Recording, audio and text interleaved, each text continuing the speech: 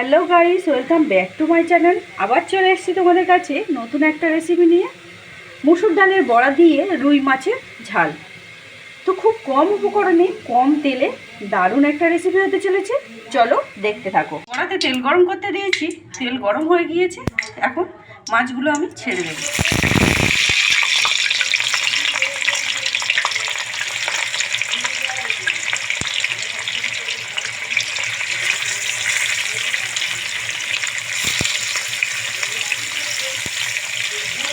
মাছগুলো দিয়ে দিয়েছি, মাছগুলো এখন ভাজা হওয়ার জন্য ছেড়ে দেবো।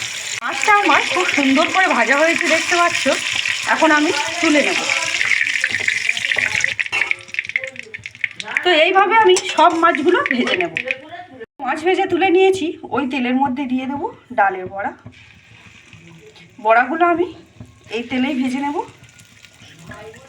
তো মুসুর ডালের বড়া আমি ভেজে নিচ্ছি।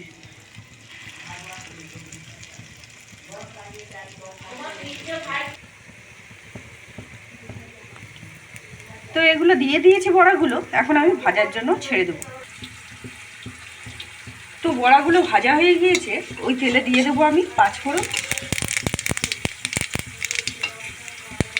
পাঁচফোড়ন একটু ভাজা হলে এখন আমি দিয়ে দিচ্ছি টমেটো পেঁয়াজ বাটা।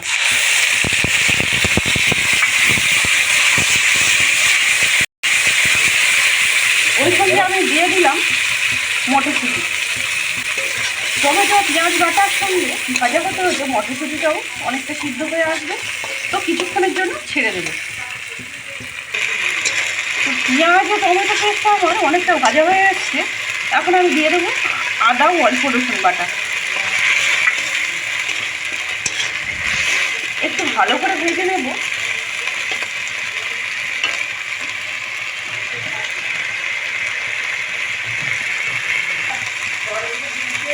আদা জিরে কাঁচা লঙ্কা বাটা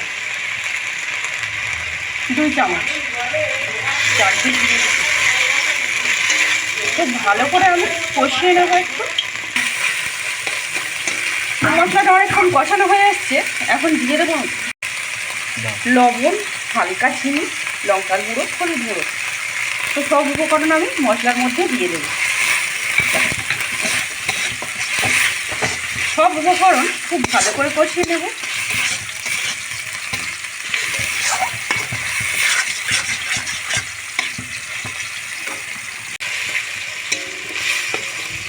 তো মশলাটা আমি খুব ভালো করে কষিয়ে নিচ্ছি। এর মধ্যে আমি দিয়ে দেবো বড়াগুলো। ভেজে রাখা বড়াগুলো মশলার মধ্যে দিয়ে দেবো।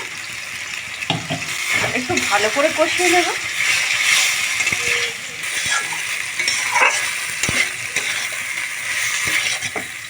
মাছগুলোও দিয়ে দেবো, দিয়ে মশলার সঙ্গে হালকা করে নেড়ে চেড়ে নেব।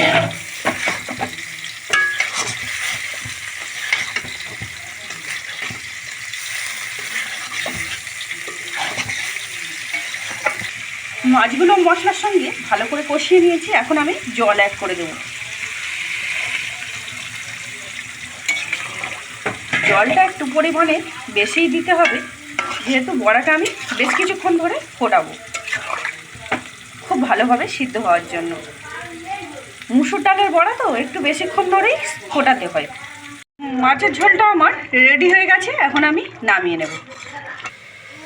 তো ভিডিওটি ভালো লাগলে লাইক করো, আর চ্যানেলে নতুন হয়ে থাকলে সাবস্ক্রাইব করো। তার মতো এই পর্যন্তই থাক। আবার ফিরে আসছি নতুন একটা রেসিপি নিয়ে। ভালো থেকো, সুস্থ থেকো।